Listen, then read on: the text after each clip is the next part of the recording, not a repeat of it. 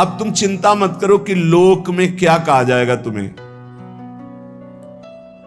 कई बार उपासक इसमें फंस जाता है। इसीलिए न लाज तीन लोकन की, न वेद को कहो करे, न शंख भूत प्रेत की, न देव जच्छते डरे, सुने न कान और की, द्रवय न और इच्छना। तभी प्रेम लक्षणा भक्ति का जागृत होने का भाव आता है हृदय में। जब लोक धर्म का, लोक में हमारा उपहास हो रहा है, लोक में हमारी निंदा हो रही, अगर ये चुभ रहा है हृदय में, तो फिर भगवत मार्ग बाधित हो जाएगा। साधो निंदक मित्र हमारा, महापुरुषों ने कहा कि निंदा करने वाला हमारा मित्र है, जो बिना प्रयास के हमारे पापों को अपनी जबान से निंदा करके धुल रहा है, वो स्वस्थ रहे, स्वस्थ होकर हमारी छोटी छोटी बातों को पकड़कर खूब निंदा करे, जिससे हमारा भगवत मार्ग प्रशस्त और प्रकाशित हो जाता है, भगवत मार्ग पुष्ट और प्रकाशित हो जाता है। इसलिए क्यों तुम वृथा लोक चिंता करते हो? ये हजारों चिंताएं क्यों पाले हुई हो? छोड़ दो ना प्रभु के ऊपर। बड़ा सुख मिलता है जब प्रभु के ऊपर छोड़ दो। अपने ऊपर जब चिंता करने लगो तो बड़ी परेशानी उत्पन्न होती है। कैसे करेंगे, क्या करेंगे, क्या होगा? और जब प्रभु के ऊपर छोड़ दो तो सब मंगल होगा। मंगल भवन है, वो मंगल ही करेंगे। अमंगल दिखाई दे रहा है, परिणाम उसका बड़ा मंगल होगा। ये जो शास्त्रों चिंताएं लिए बैठे हैं अपने लोग, इसीलिए भजन में तारतम्य नहीं होता। कभी लीला में डूब रहे, कभी नाम जप में डूब रहे, कभी सेवा में, ये तारतम्य नहीं। कभी प्रपंच की बातें, कभी प्रतिष्ठा का चिंतन, कभी नाना प्रकार के मान सम्मान का चिंतन, ये घुसने ना पावे हृदय में। बहुत सावधान रहना चाहिए साधक को। ऐसी बातें देखो मत, ऐसी बातें सुनो मत जिससे तुम्हारा हृदय उद्विग्न होकर प्रभु का चिंतन छोड़ दे। जिन्होंने अपने आप को प्रभु के भरोसे कर दिया है, वो बेपरवाह हो गए। कर दो भरोसे में। एक एक क्षण बहुत सुंदर ढंग से व्यतीत होता है जो प्रभु के भरोसे होता है। और ऐसे एक एक क्षण जलते रहोगे, चिंता, शोक, भय, अरे अब क्या होगा, ऐसा क्या होगा, कैसे करूं, नाना प्रकार की चिंताएं। अपने आप को प्रभु के चरणों में समर्पित कर दो। तुम्हें कुछ नहीं करना पड़ेगा, सब वो करवा लेंगे आपसे। जो आपके लिए मंगल है वो सब करवा लेंगे। तुम शांत होकर प्रभु के चरणों का आश्रय ले लो। जो कर्तव्य कर्म है उसे करो। अलम कश्यापि संगत्या तवालम शास्त्र कर्म भी वृंदारण्य तृणम मन्यो धन्यो ना किंचिदाचरेत। तुम किसी और का संग मत करो, क्योंकि अगर और का संग करोगे तो तुम्हारी बुद्धि में व्यभिचार दोष हो जाएगा। भक्ति में भी व्यभिचार दोष होता है। अपने इष्ट से अलग चिंतन होना ये व्यभिचार दोष है। अलम कश्यापि संगत्या, किसी का भी ऐसा संग मत करो जो श्यामा श्याम के सुमिरन में बाधा पहुंचा दे, प्रिया प्रीतम की चिंतन वृत्ति हट जाए और अपनी चिंतन वृत्ति जागृत हो जाए, या किसी व्यक्ति की चिंतन वृत्ति, ये बहुत बड़ी हानि है। और आगे कह तवालम शास्त्र कर्म भी, तुम शास्त्र कर्म की भी अब चिंता मत करो। क्यों? शास्त्र कर्म की क्यों न करो? क्योंकि कर्म करते करते अनंत जन्म हो गए, फिर भी हमारा उद्धार नहीं हुआ। अब क्या करो? अब भज गोविंदम भज गोविंदम गोविंदम भज मूढ़ मते। एक ही उपाय है भगवान का भजन। अरे भाई, जब तक तुम धन कमाने लायक हो तभी तुम्हें प्यार मिलेगा इस संसार में। बहुत सुंदर उपदेश है। जब तक तुम धन कमाने लायक हो तभी तुम्हें कहेंगे मेरा पति, मेरा पिता, मेरा भाई, मेरा अमुक अमुक। और जिस दिन तुम धन कमाने लायक नहीं रहोगे उस दिन कोई बात नहीं पूछेगा, पक्की बात है। वाह वाह जब चल रहा है तो सब हाथ मिलाएंगे, और जब बुरा समय आएगा तो तुम्हारी गली से निकलना हो ठीक नहीं समझेगी कि अगर उधर निकलेंगे कहीं वो मिल न जाए और कुछ मांग न ले, कुछ कह न दे। जब तक तुम धन कमाने लायक हो, तुम्हारे पास धन है, तभी तक तेरे को प्यार मिल रहा है संसार से, परिवार से। और जब तू रोगग्रस्त हो जाएगा, जराग्रस्त हो जाएगा, तो कोई भी तेरे से बात नहीं पूछेगा, बात नहीं करेगा। अरे मूढ़, इसलिए तू निरंतर गोविंद का भजन कर ले, गोविंद का भजन कर ले, गोविंद का भजन कर ले। ये आशा परिवार की भोगों की इतनी सुदृढ़ है आंसी ये कि नहीं कटती है। बूढ़ा हो गया है, त्वचा सब ढीली हो गई, हड्डी हड्डी दिखाई देती है, सिर के बाल सब पक गए, दांत एको नहीं रह गए, लाठी लेके चल रहे, फिर भी वही परिवार की ममता। दरवाजे पे बैठा वही परिवार के विषय में सोचता रहता है। ये नहीं सोच रहा कि मृत्यु नजदीक आ रही, भगवान का भजन कर ले, अपने जीवन को सार्थक कर ले। अरे मूढ़, तू निरंतर गोविंद का भजन कर ले, गोविंद का भजन कर ले, कोई तेरे काम आने वाला नहीं। जब अवस्था ढल जाती है तो काम वेदना अंदर रहती, लेकिन काम क्रीड़ा नहीं हो पाती, जलता रहता है वो वृद्ध। जब जल सूखने लगता है तो जलाशय जिसने उसमें जो अंदर होते, कछुआ, मछली, मेढक, जो भी जीव सब व्याकुल होने लगते हैं।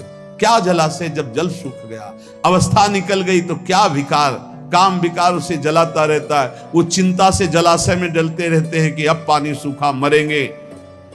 ऐसे ही जब धन नष्ट हो जाता है तो कोई परिवार का मित्र, रिश्ता, नाता कोई निर्वाह नहीं करता। सच्ची हमने देखा है, ये दृश्य देखे हैं। इसी प्रकार अगर तत्व ज्ञान हो गया तो संसार से तुम मुक्त हो जाओगे। इसलिए तत्व ज्ञान प्रदान करने वाले भगवान गोविंद का भजन कर। दिन व्यतीत हुआ, रात आई, रात व्यतीत हुई, प्रातः हुआ, फिर दिन व्यतीत हुआ, फिर सायं आई। तुम्हारी आयु नष्ट हो रही, गए 24 घंटे, अब पता नहीं कितने घंटे, कितने मिनट हैं। शिशिर गई, शिशिर ऋतु, बसंत ऋतु आई, वर्षा आई, ग्रीष्म आई, शरद आई, गए। हर ऋतु 2-2 महीने अपना प्रभाव दिखाकर हमारी 2 महीने की आयु गई। ऋतु गई, दिन गया, रात गया, आयु बीतती चली जा रही है, आशा बढ़ती चली जा रही है। ऐसा मकान बना लेंगे, ऐसा कर लेंगे, ऐसा कर लेंगे। अरे मूढ़, मरने का समय आ रहा है। रोज दिन जा रहा है, रात्रि जा रही, सायं व्यतीत हो रहा, ऋतुएं निकलती चली जा रही हैं। तुम्हें आशा रूपी फांसी ने ऐसा बांध रखा है, इतना कमा लिया, अब इतना कमा लेंगे, इतना कर लिया, वैसा कर लेंगे। ये तुम्हें पता नहीं कि तुम्हें मरना है। तुम्हारी आयु नष्ट होती चली जा रही है। आशा रूपी इस फांसी को काट लो। कैसे? भज गोविंदम, भज गोविंदम, गोविंदम भज मूढ़मते। अरे मूढ़मती, गोविंद का भजन कर ले, गोविंद का भजन कर ले, गोविंद का भजन कर ले। नहीं, मृत्यु के समीप आने पर ये व्याकरण का शब्द डुक्रिंच करने, ये तुम्हारी रक्षा नहीं कर पाएगा। ये व्याकरण, ये पढ़ाई लिखाई, ये तुम्हारी मृत्यु पर विजय प्राप्त नहीं। मृत्यु पर गोविंद गोविंद हरे मुरारे, गोविंद गोविंद मुकुंद कृष्ण, गोविंद गोविंद रथांग पाणे, गोविंद दामोदर माधवेति। ये भगवान नाम ही तुम्हारी रक्षा करेंगे।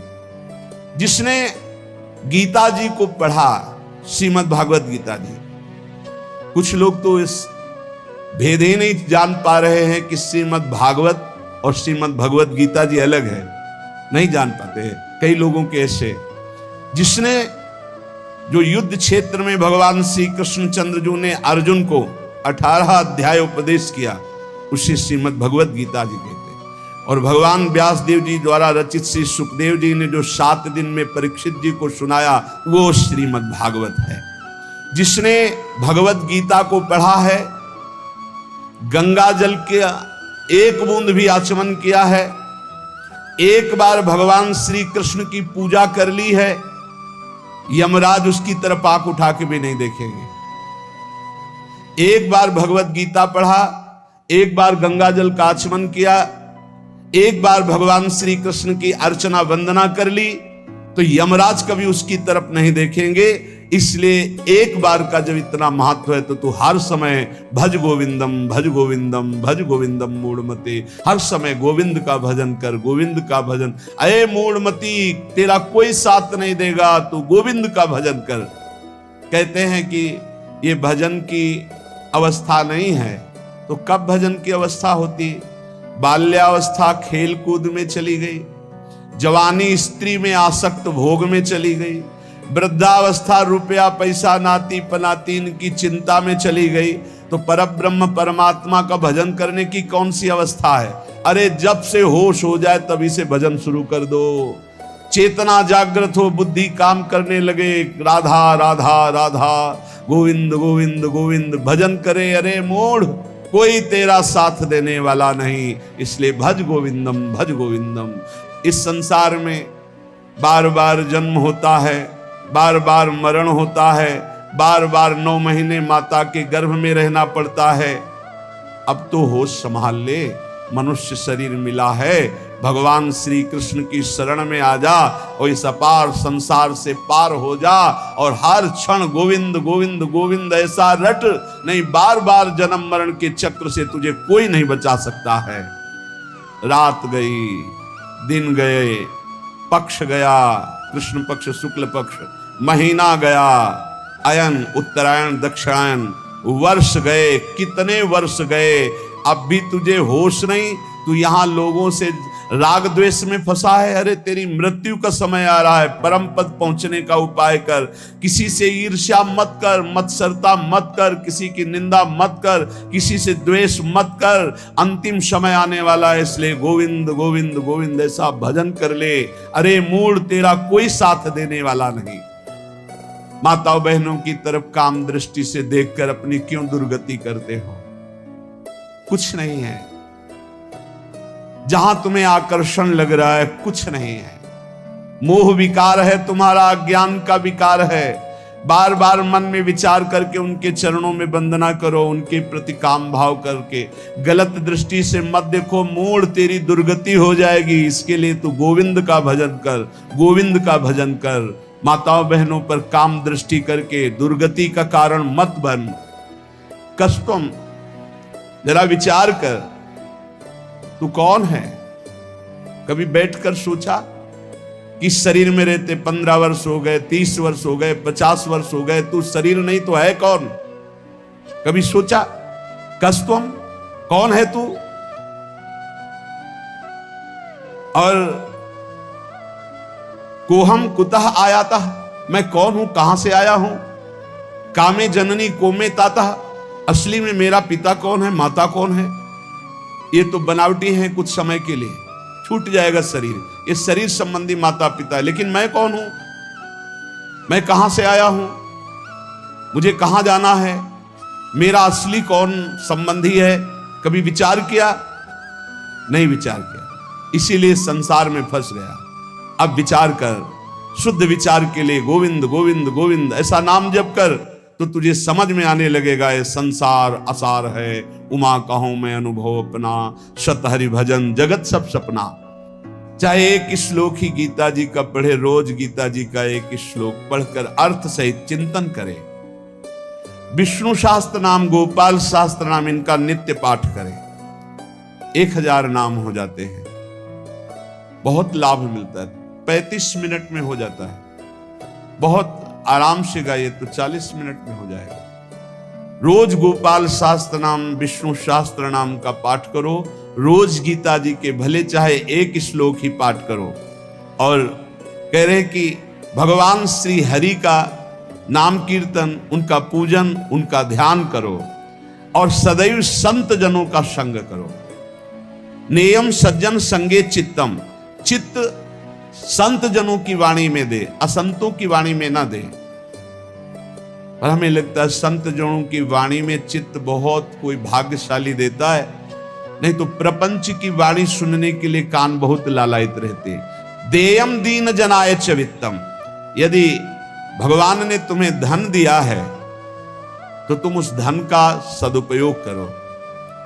ऐसी जगह सेवा में लगाओ जो भगवान के अनुराग में चल रहे हैं, भगवान के भजन में लगे हुए हैं। गौ सेवा है, या ऐसे जो गरीब हैं, औषधि के लिए परेशान हैं, उनको औषधि का व्यवस्था कर दे। ऐसा धन का शोधन धन्य प्रथम गति जा।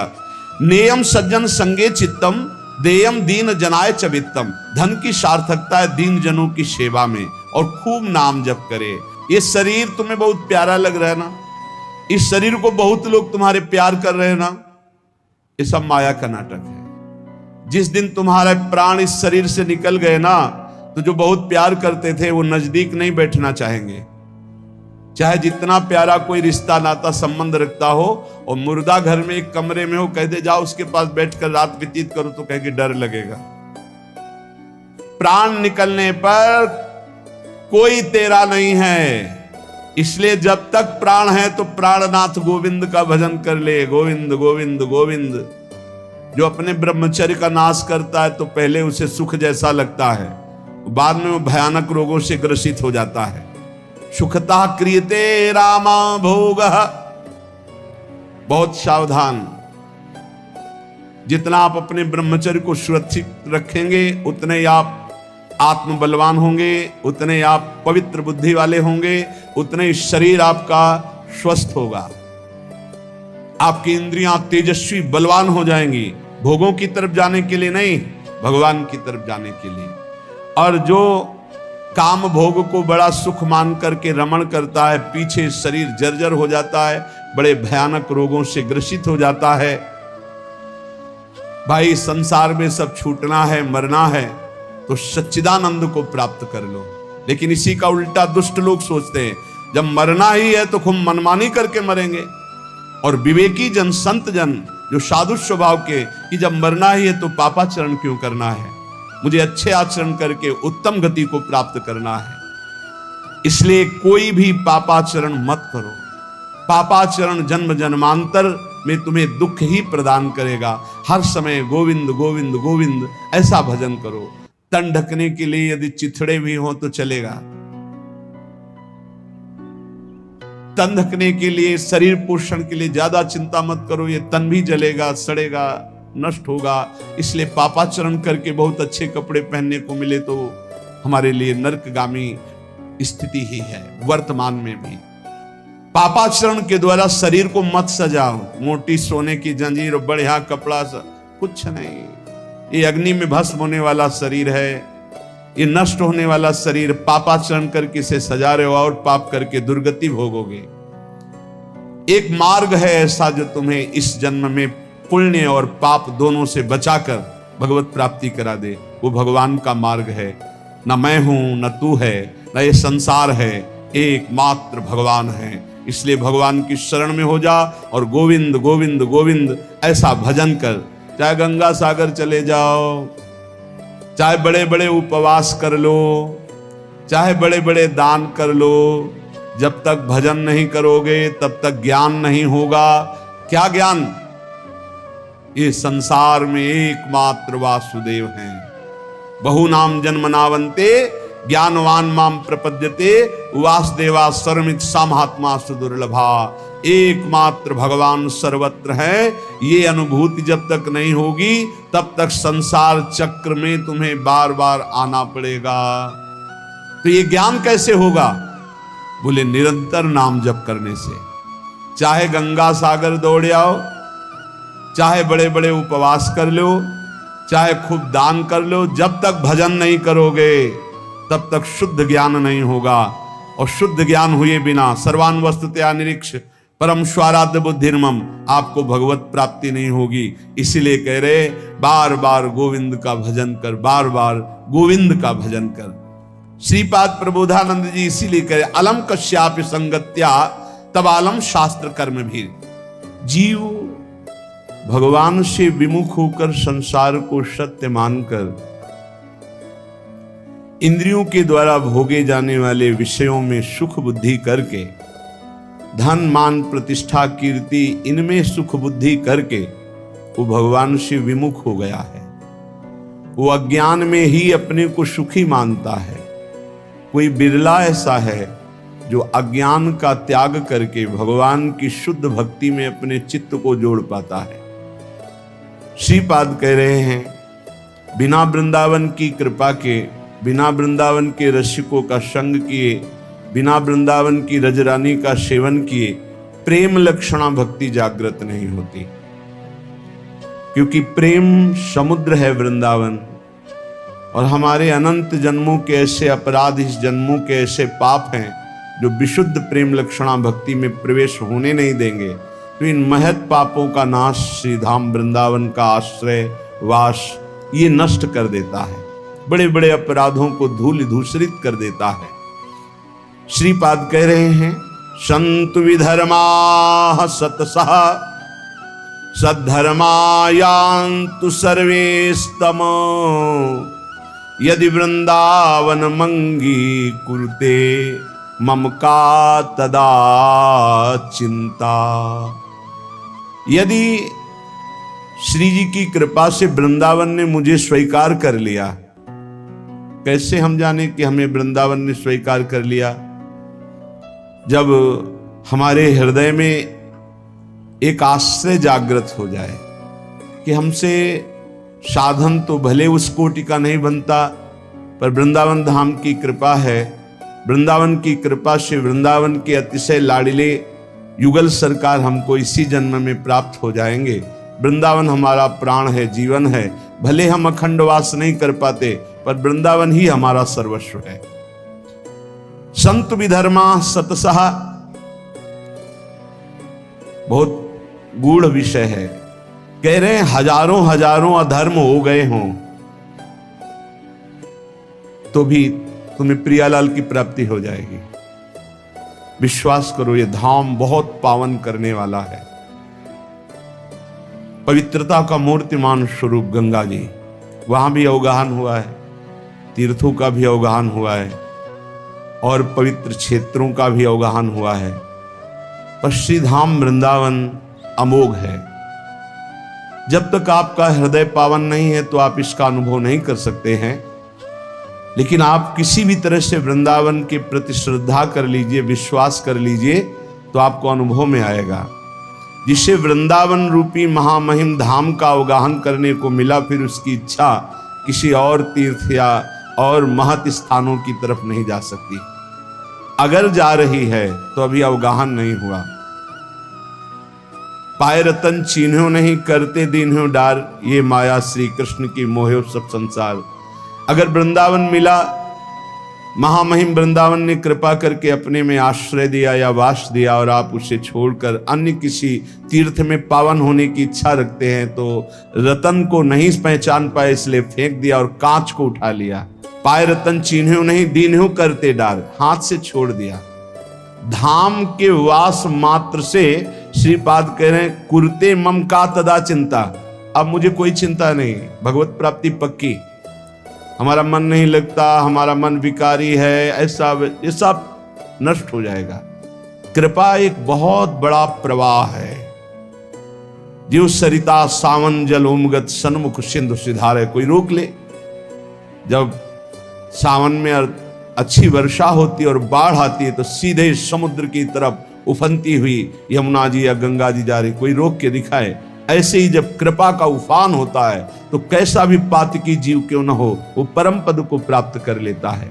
और कह रहे सतसा सद्धर्मायांतु, यदि सैकड़ों प्रकार के तुमने सद्धर्मों को लुप्त कर दिया, बड़े आदेशों का खंडन किया, शास्त्राज्ञा का खंडन किया, संतों की अवहेलना कर दी, वैष्णवों का अपराध कर दिया, तो भी डरो मत, सीधा वृंदावन आ जाओ।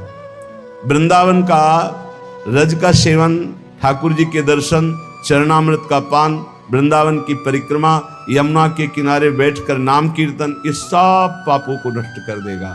पर उसमें एक नियम लेना होगा कि आगे से हमारे द्वारा पाप नहीं होंगे। यदि ऐसा नियम नहीं लोगे तो बार बार फिर वो प्रायश्चित नहीं माना जाता, फिर उसको भोगना पड़ता है। प्रायश्चित तब माना जाता है कि आज तक हुआ, आज के बाद मैं नहीं करूंगा, और पक्का नियम ले ले। फिर कोई व्यवस्था में त्रुटि हो जाती है तो भगवान जानते हैं कि उनकी प्रबल माया है, फिर क्षमा कर देते हैं। आशा व्याधादि वृंदा विपिने वाशाय यत्नो धाई, यदि मंद धीर वर्हिष्याम वृंदा विपिनम कृपालु पालये तदपि। यदि तुम्हारे हृदय में कहीं ये आशा जग जाए, भले वास ना हो कि मुझे वृंदावन वास करना है, अब अंतिम वृंदावन में व्यतीत करना है, ये आशा, भले आप कभी वास न कर पाए, ये हृदय से सच्चाई से हृदय से आशा जग जाए कि भगवान क्या कभी हम पर ऐसी कृपा होगी कि मैं सर्वस्व अपना वृंदावन मानकर आजीवन वृंदावन वास करूंगा, और उसके लिए वो चेष्टारत भी है, वासाय यत्नोधाई, प्रयास भी करता है, पर वो वृंदावन वास नहीं कर पाता, तो उसे वृंदावन वास का ही फल मिलेगा। ये है देखो चमत्कार आश्रय का। उसने मन में ठान लिया मैं वृंदावन वास करूंगा, चेष्टा भी करता है पर असफल हो गया, वृंदावन वास नहीं कर पाया, तो वृंदावन वास के ही फल का उसको अनुभव होगा। जो एक वृंदावन वासी को फल प्राप्त होता है वो उसको प्राप्त होगा। विश्वास करो, जो यत्नशील है, वृंदावन वास की आशा रखता है, भगवान नाम जप करता है, वो सीधे भगवत धाम जाएगा, शरीर छोड़कर, कहीं कोई भी हो, संशय करने की जरूरत नहीं। ये बड़े भाग्य से आता है। और यदि तुम्हें अखंड वृंदावन वास मिल गया, यदि मंदधीर वर ही श्याम वृंदा विपिनम कृपालु पाले तदपि, तो तुम ये चिंता मत करो कि तुम्हारा पालन पोषण कैसे होगा, सीधाम वृंदावन करेगा। तुम्हें अपने पालन पोषण के लिए बाहर जाने की जरूरत नहीं, सीधाम वृंदावन अपने आप पालन पोषण करेगा। विश्वास करो। इस श्लोक में दो बातें इसमें बताई गई। पहला ये कि यदि आप ऐसी आशा सत्संग सुनकर धारण कर लिए कि क्या कभी मुझे अखंड वृंदावन वास मिलेगा, और आप प्रयत्नशील भी हैं और वृंदावन वास नहीं हो पाता, तो आपको वृंदावन वास का ही फल मिलेगा। दूसरा, यदि आप वृंदावन वासी हैं, आपको वृंदावन वास मिल गया है, तो किसी भी व्यवस्था के लिए बाहर कदम मत रखो, धोखा हो जाएगा। आपका पालन पोषण समर्थ वृंदावन है, पक्का विश्वास कीजिए। ये अनुभव की बात कह रहे हैं। पालन पोषण ऐसे करता है अनंत माताओं जैसा, जैसे अनंत माताएं हों तो उस एक पुत्र को कभी कोई चिंता ही नहीं करनी पड़ेगी, क्योंकि अनंत माताएं उसके लिए चिंता करती। ऐसे वृंदावन सर्वस्व सुख प्रदान कर देता है। जब तक हमारी अंदर से सही शरणागति वृंदावन के प्रति नहीं होती, तभी तक भटकना है, चिंता है, शोक है। नहीं तो आप निश्चिंत बेपरवाह हो जाइए, ये धाम अपने प्रताप से आपका परम कल्याण, परम मंगल कर देगा। आनंद पर सीमा सीमा च सौभाग्य रस सारस्य, हरि मधुरिमांत्य सीमा वृंदावन में सेव्य गुण सीमा। आनंद की सीमा है वृंदावन। ये आनंद क्यों नहीं मिलता? परमार्थ में चलने वाले प्रपंच में क्यों फंस जाते हैं? निंदा, स्तुति, लड़ाई झगड़ा, बड़ा छोटा, ये सब प्रपंच है। जैसी थरिवंश प्रपंच बंच सब ये काल व्याल को खायो, ये सब प्रपंच है। क्यों फंस जाते हैं? क्योंकि प्रभु की प्रियता के सिवा और कोई प्रियता जागृत हो जाती है। प्रपंच जब हृदय में घुस जाता है तो ये वायरस की तरह हृदय को ऐसे पकड़ लेता है कि आनंद नहीं है। भगवदानंद धाम में रह रहे हो, प्रभु के आश्रित का मार्ग ग्रहण किए हो, कुछ न कुछ नाम जप कर रहे हो, सत्संग सुन रहे हो, आनंद क्यों नहीं आ रहा? क्योंकि ये प्रपंच अंदर घुस गया है। इस प्रपंच को हटाना होगा। कैसे हटेगा? बोले श्याम श्यामा पद कमल संग शिरनायो। जय श्री हरिवंश प्रपंच बंच सब ये काल व्याल को खा। ये काल के द्वारा ग्रसित प्रपंच है, इस पर महत्व बुद्धि मत रखिए। यहाँ कोई भगवान का नाम नहीं लेना चाहता, तुम्हारा नाम कौन लेगा? ये 4 दिन की चांदनी है। बड़े बड़े सिद्धों के ऊपर प्रहार किया गया तो अपने लोग क्या हैं? पूज्यपाद उड़िया बाबा के ऊपर गड़ासा चलाया गया, कुल्हाड़ मारी गई श्री मंगनानंद सरस्वती जी की, पलटू बाबा को कुटिया में घेर कर आग लगा दिया गया। ये भजनानंदी बड़े बड़े सिद्धों को ऐसी लीलाएं माया जनित क्लेश दिए गए, तो अपने लोग क्या विश्वास करें कि अपने साथ क्या नहीं हो सकता? धैर्य पूर्वक प्रपंच का त्याग करके प्रियतम के अनुराग में रंगे हुए प्रेमी जनों का संग करते हुए जब हम चलेंगे तो आनंदा अपार सीमा, अपार आनंद की सीमा वृंदावन है। इससे बढ़कर कोई आनंद नहीं जहां प्रिया प्रीतम खेल रहे हैं। सीमा तो सौभाग्य रस सार सारस्य, सब रसों का सार रस है माधुर्य रस, और माधुर्य रस की उपासना मिल गई तो हमारा बड़ा सौभाग्य है। आनंद की सीमा वृंदावन मिल गया और उपासना की सीमा माधुर्य रस मिल गया, और हरि मधुरिमांत्य सीमा प्रभु के प्रेम की सीमा है, चरम सीमा है। सहचरी भाव, ये जो दासी भाव राधा दास चरम सीमा है, कहीं स्वसुख वांछा का लेस भी नहीं इसमें। प्रिया प्रीतम मंद मंद मुस्कुराते हैं, एक तरफ खेल रहे हैं तो सहचरियां देख रही हैं, अपनी कुंज रंध्रों से दृष्टि से निहाल हो रही हैं, आशीष दे रही हैं। उनको ये नहीं कि मेरी तरफ देखे, परस्पर देख अनसन पर भुज दिए बिलोकत इंदु बदन बिबियो। कभी झूलन लीला में झूला झूल रहे, दोनों पुलक रहे हैं, दयशीष हरिवंश प्रशंसत करि अंचल की छोड़। ये चरम हरि मधुरिमा अत्यंत सीमा, अत्यंत हरि मधुरिमा की सीमा है। वृंदावन मेव सेव्य गुण सीमा, जो वृंदावन का वास स्वीकार कर लेता है, वृंदावन का आश्रय स्वीकार कर लेता है, समस्त भागवतिक गुण उसमें प्रकाशित हो जाते हैं।